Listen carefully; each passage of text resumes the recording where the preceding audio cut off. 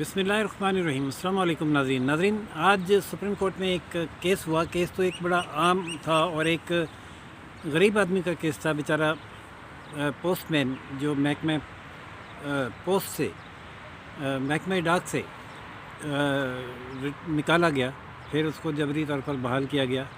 اور اب اس کی ری انسٹیٹمنٹ کا کیس چل رہا ہے۔ دل کا وہ مریض ہے، بائی پاس آپریشن اس کا ہو چکا ہے۔ قصہ کیا ہے؟ بہت دلچسپ ناظرین، محاورہ تو آپ نے سنا ہوگا، اشرفیاں لٹیں کوئلوں پر مہور۔ پاکستان میں لوگ کروڑوں نہیں، اربوں نہیں، کھربوں روپے لے کے چلے گئے۔ کسی نے جزیرے خرید لیے، کسی نے پیزا فرنچائزز خرید لی، کسی نے محل بنا لیے، کسی نے بینک بھر لیے، اور قانون یہ بنا کہ اچھا جو جس نے 40 کروڑ تک کی کرپشن کر لی اس کو چھوڑ دو، نیب اس کو چھوڑ دے، باقیوں کو دیکھ لے کیا کرنا ہے کیا نہیں کرنا۔ اور باقی جو اتنے بڑے بڑے ہیں ان کو نیب ویسے نہیں دیکھ پاتا، وہ اس کی گرفت سے شرپ کر کے نکل جاتے ہیں۔ ناظرین، یہ بیچارہ پوسٹ مین جس نے کوئی کرپشن نہیں کی، ایک ٹکے کی بھی، ایمانداری سے نوکری کی۔ پوسٹ مینوں کی مجھے حالت پتہ ہے بیچاروں کی، آج کل تو وہ بھی نہیں رہی،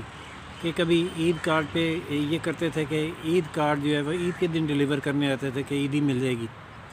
یا کوئی منی آرڈر کسی کا آ گیا تو اس پہ خوش ہوتے تھے کہ شاید اس میں سے کوئی 150 روپے ہمیں بھی مٹھائی کے مل جائیں۔ وہ پوسٹ مین جو ساری زندگی لوگوں کے گھروں میں ڈاکیں اور منی آرڈر تقسیم کرتا کرتا دل کا مریض ہو گیا، ہارٹ اٹیک پہ اسپتال گیا، فوری چھٹی نہ لے سکا، اور جب وہ آیا تو اس کو غیر حاضری کی بنا پر نوکری سے برطرف کر دیا گیا۔ جس کو اس نے کنٹیسٹ کیا تو محکمے نے اس کو اس کی برطرفی کو جبری ریٹائرمنٹ میں تبدیل کر دیا۔ یہ کیس لڑتے لڑتے اس کو محکمے میں ہی 4-5 سال گزر گئے اور اس دوران اس کو پینشن بھی نہیں ملی۔ پھر جب وہ جبری ریٹائرمنٹ ہوئی تو اس کو 1 سال کی پینشن ملی۔ وہ سروس ٹریبیونل میں گیا، سروس ٹریبیونل نے محکمے کی اس حرکت کو غلط قرار دیتے ہوئے اس کو نوکری پر بحال کرنے کا تو حکم دیا، لیکن ساتھ یہ بھی شرط لگا دی کہ یہ پوسٹ مین جو پینشن لے چکا ہے، جو بنتی ہے تقریباً 7-8 لاکھ روپے، وہ واپس کرے گا تو ری انسٹیٹ ہوگا۔ اس بیچارے غریب پوسٹ مین نے اس پر بھی احتجاج نہیں کیا تو محکمہ سپریم کورٹ آ گیا اپیل میں کہ بھائی یہ ری انسٹیٹمنٹ غلط ہے۔ جسٹس یحییٰ آفریدی، جسٹس مظاہر حسین نقوی اور جسٹس محمد علی مظہر صاحب کی پر مشتمل یہ 3 رکنی بینچ تھا، جس کی سربراہی جسٹس یحییٰ آفریدی کر رہے تھے، اور اس میں شامل جسٹس مظاہر نقوی جو جن پر ابھی حال ہی میں بڑے نون سورس آف انکم سے کہیں زیادہ جائیدادوں کے الزامات سامنے آئے ہیں، جس میں اربوں روپے کی جائیدادیں شامل ہیں۔ انہوں نے بڑا کمال مہربانی کا مظاہرہ کیا اور رحم فرمایا اس پوسٹ مین پر، اور یہ کہا کہ اچھا ہم یہ کرتے ہیں کہ آپ کے قسطیں واپس، یہ رقم واپس کریں تو آپ کو فوراً بحال کر دیتے ہیں۔ یہ آفر تو یحییٰ آفریدی نے دی، جس پر اس نے کہا کہ میرا بائی پاس ہوا ہوا ہے، وہ جو 7-8 لاکھ روپے مجھے ملے تھے وہ تو اس پہ لگ گئے۔ تو مہربانی اس پہ مظاہر علی نقوی صاحب نے فرمائی کہ اچھا آپ ایسا کریں، وہ 7-8 لاکھ کی قسطیں کرا لیں، آپ قسطیں کرا کے محکمے سے بات کر کے جمع کرا دیں تو ہم آپ کو بحال کر دیتے ہیں۔ ایڈیشنل اٹارنی جنرل پیش ہوئے تھے اس چھوٹے سے کیس میں، ایڈیشنل اٹارنی جنرل، انہوں نے کہا کہ جناب میں تو نہیں یہ بات اپنے طور پہ کمٹ کر سکتا، مجھے محکمے سے پوچھنا پڑے گا۔ اے جی پی آر انوالو ہوتا ہے اس میں۔ اے جی پی آر وہ محکمہ ہے جو غریب پینشنروں کی 70 سال کی عمر میں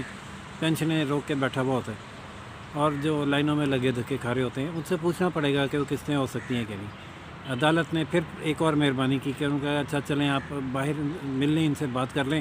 اور اگر آپ قسطیں جمع کرا دیتے ہیں 1 مہینے میں تو ہم آپ کو بحال کر دیں گے۔ ناظرین، وہ غریب آدمی یہ حکم لے کر، یا ہدایت کہہ لیں اس کو،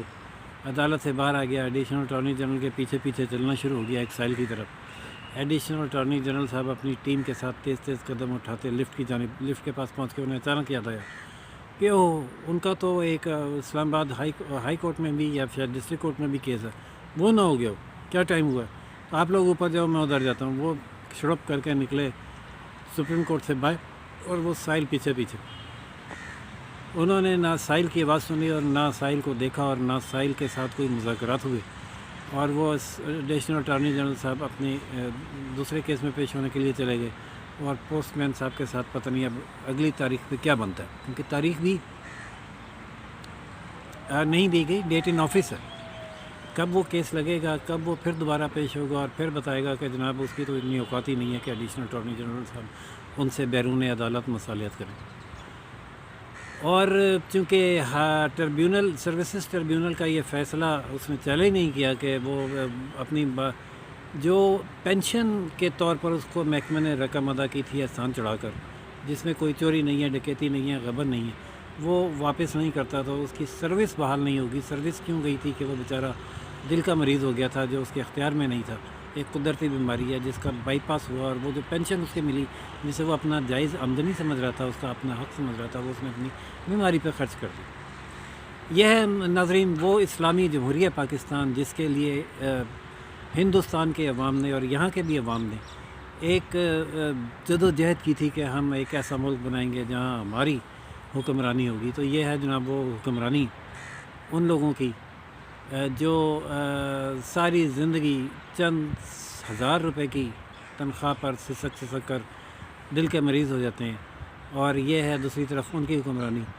جن کے اوپر کروڑوں کی غبن کے الزام بھی آ جائیں تو وہ بیٹھے ہوئے منصفی کے فرائض ہی سر انجام دے رہے ہوتے ہیں، اور منصفی بھی ایسی شاندار کرتے ہیں۔ وہ یہ نہیں کہتے، یہ کوئی نہیں پوچھ رہا کہ بھائی اس کو 4 سال کیوں لٹکایا گیا، جب یہ بیمار ہوا اس کو بغیر کسی وجہ کے، بغیر کسی نوٹس کے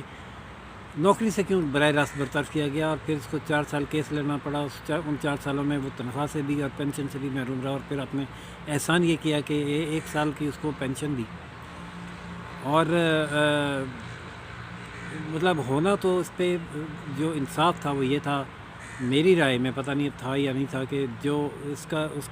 کو رسوا کرنے کا، خوار کرنے کا ذمہ دار آفیسر ہے اس کو بھی کٹہرے میں لا کے کھڑا کرتے۔ اس کے خلاف صرف اور صرف یہ آرڈر ہے کہ ری انسٹیٹ کر دیا جائے، اور ری انسٹیٹ کرنے کے لیے وہ 7-8 لاکھ روپیہ جو اس کو ملا بطور پینشن، وہ غریب آدمی قومی خزانے کو واپس کرے گا، کیونکہ اس قومی خزانے کو بہت ناقابل تلافی نقصان پہنچ گیا ہے 7-8 لاکھ کی پینشن سے۔ وہ اگر وہ یکمشت نہیں دے سکتا تو جسٹس مظاہر علی نقوی صاحب کی دریا دلی پر مشتمل آرڈر کے تحت وہ اس کی قسطیں کروائے گا، اور قسطیں کروانے کے لیے اسے ایڈیشنل اٹارنی جنرل کے در کے دھکے کھانے ہیں۔ کب تک وہ دھکے کھاتا ہے دیکھتے ہیں ناظرین، کیا بنتا ہے اس کا اگلی تاریخ پر۔ دعا کیجیے آپ بھی اس کے حق میں، اور میں بھی کرتا ہوں، اور دعا دیجیے اس اسلامی جمہوریہ پاکستان کو جہاں مساوات کی ایک اعلیٰ مثال ہر روز قائم ہوتی ہے۔ دیکھتے رہیے روشن Pakistan news channel, like, subscribe اور شیئر کرنا نہ بھولیے گا۔ اللہ حافظ۔